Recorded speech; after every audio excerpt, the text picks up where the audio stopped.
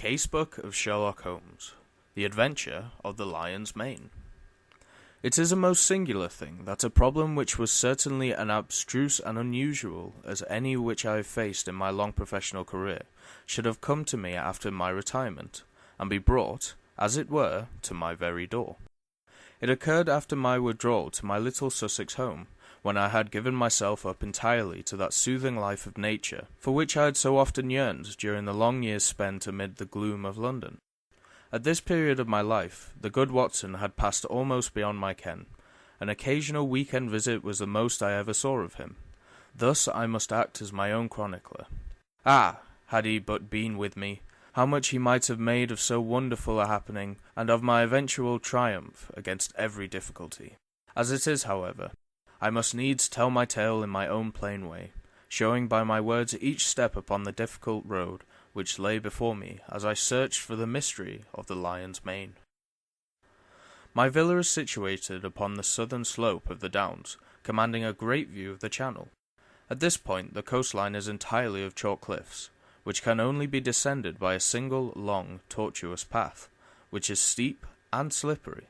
At the bottom of the path lie 100 yards of pebbles and shingle, even when the tide is at full. Here and there, however, there are curves and hollows which make splendid swimming pools, filled afresh with each flow. This admirable beach extends for some miles in each direction, save only at one point where the little cove and village of Fulworth break the line. My house is lonely. I, my old housekeeper, and my bees have the estate all to ourselves. Half a mile off, however, is Harold Stackhurst's well-known coaching establishment, The Gables, quite a large place, which contains some score of young fellows preparing for various professions, with a staff of several masters. Stackhurst himself was a well-known rowing blue in his day, and excellent all-round scholar.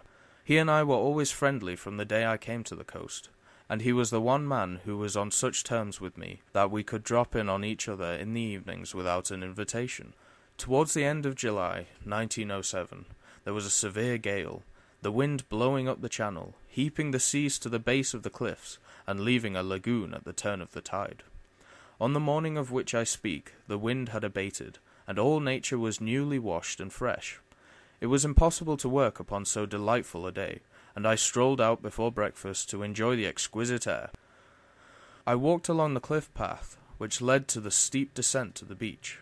As I walked I heard a shout behind me, and there was Harold Stackhurst waving his hand in cheery greeting. "What a morning, Mr. Holmes! I thought I should see you out. Going for a swim, I see." "At your old tricks again?" he laughed, patting his bulging pocket. "Yes, Macpherson started early, and I expect I may find him here." Fitzroy Macpherson was the science master, a fine upstanding young fellow, whose life had been crippled by heart-troubling following rheumatic fever. He was a natural athlete, however, and excelled in every game which did not throw too great a strain upon him. Summer and winter he went for his swim, and, as I am a swimmer myself, I have often joined him. At this moment we saw the man himself. His head showed above the edge of the cliff where the path ends. Then his whole figure appeared at the top, staggering like a drunken man. The next instant he threw up his hands, and, with a terrible cry, fell upon his face. Stackhurst and I rushed forward. It may have been 50 yards, and turned him on his back. He was obviously dying. Those glazed sunken eyes and dreadful livid cheeks could mean nothing else. One glimmer of life came into his face for an instant, and he uttered 2 or 3 words with an eager air of warning. They were slurred and indistinct, but to my ear the last of them, which burst in a shriek from his lips, were "the lion's mane." It was utterly irrelevant and unintelligible, and yet I could twist the sound into no other sense. Then he half raised himself from the ground, threw his arms into the air, and fell forward on his side. He was dead. My companion was paralyzed by the sudden horror of it, but I, as may well be imagined, had every sense on the alert. And I had need, for it was speedily evident that we were in the presence of an extraordinary case. The man was dressed only in his Burberry overcoat, his trousers, and an unlaced pair of canvas shoes.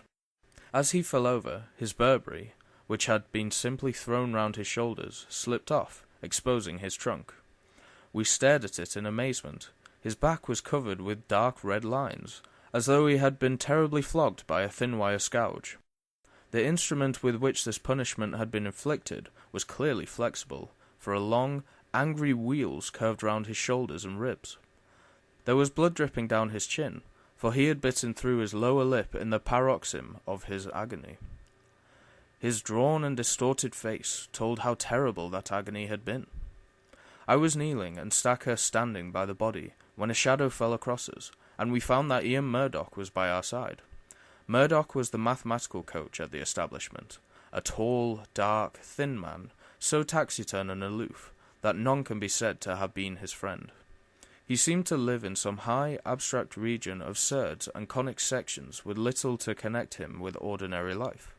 He was looked upon as an oddity by the students, and would have been their butt, but there was some strange, outlandish blood in the man, which showed itself not only in his coal-black eyes and swarthy face, but also in occasional outbreaks of temper, which could only be described as ferocious.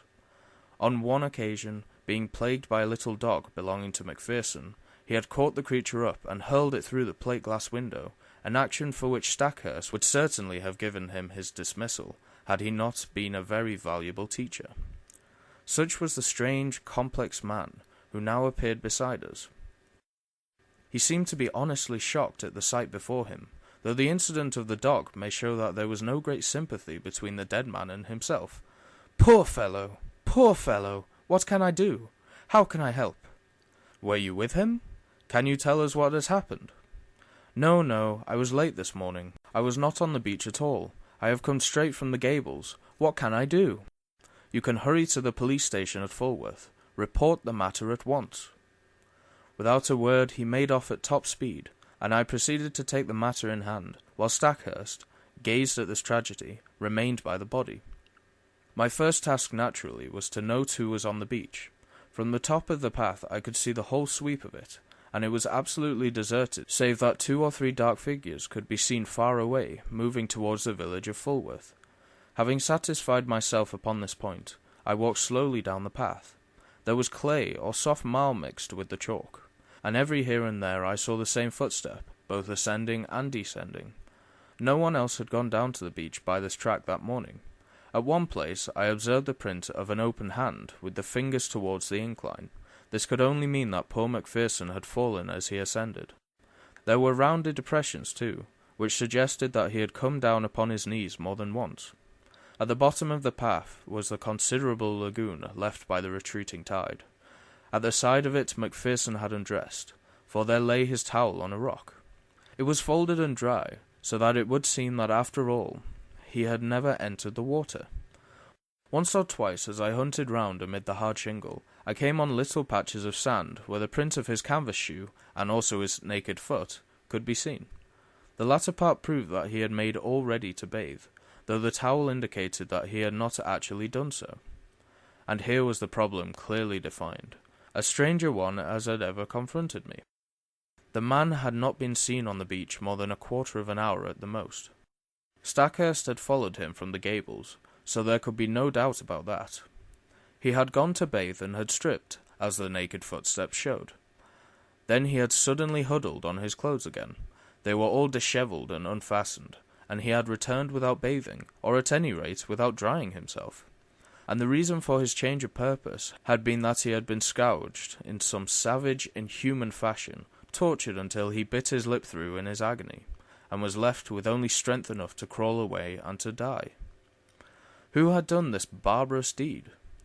There were, it is true, small grottos and caves in the base of the cliffs, but the low sun shone directly into them, and there was no place for concealment.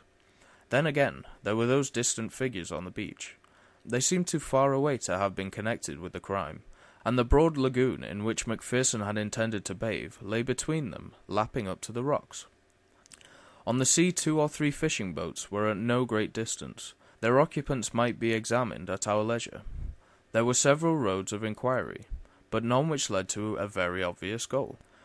When I at last returned to the body, I found that a little group of wandering folk had gathered round it. Stackhurst was, of course, still there, and Ian Murdoch had just arrived with Anderson, the village constable, a big, ginger-moustached man of the slow, solid Sussex breed. a breed which covers much good sense under a heavy, silent exterior. He listened to everything, took note of all we said, and finally drew me aside. "I'd be glad of your advice, Mr. Holmes. This is a big thing for me to handle, and I'll hear it from Lewes if I go wrong.